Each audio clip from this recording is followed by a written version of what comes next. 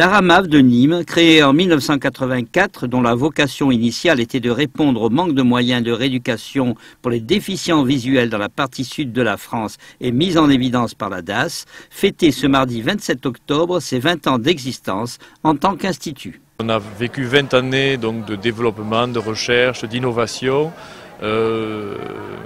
Aujourd'hui, on fait le bilan. Aujourd'hui, je crois qu'on a atteint l'âge de raison et le moment est venu certainement de passer à des projets peut-être un peu plus importants et un peu plus ambitieux. Le docteur Christian Hamel, médecin et chercheur à l'Institut des neurosciences de Montpellier, travaille depuis longtemps en complémentarité avec la RAMAV.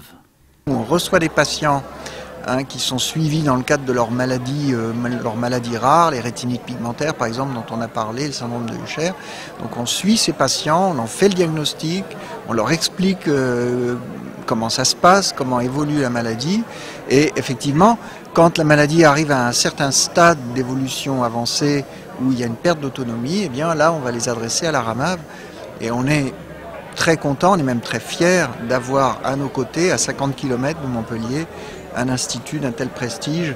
D'ailleurs, un projet sur la rétine est en cours de développement où là encore, tous les acteurs médicaux sont rassemblés dans une même volonté, faire avancer la science. Le projet rétine, c'est en fait un projet de Nîmes qui se fait en collaboration à partir de l'école des mines d'Alès et de l'université de Montpellier-Nîmes, la RAMAV et en collaboration avec l'Institut des neurosciences de Montpellier. C'est un projet de rétine artificielle qui est vraiment un projet qui est parti d'ici. Si les patients qui passent par la RAMAV s'y trouvent bien, c'est grâce à l'Institut, mais c'est aussi grâce à eux. Le séjour à la RAMAV est une pause dans la vie d'une personne déficiente visuelle. Une pause qui permet de mieux se repositionner, de mieux repartir, probablement en faisant aussi un travail de deuil. Travail de deuil, travail fonctionnel et rééducatif, apprendre à se gérer, apprendre à vivre avec l'handicap, autant de questions auxquelles la RAMAV essaie de répondre par son professionnalisme et son sérieux.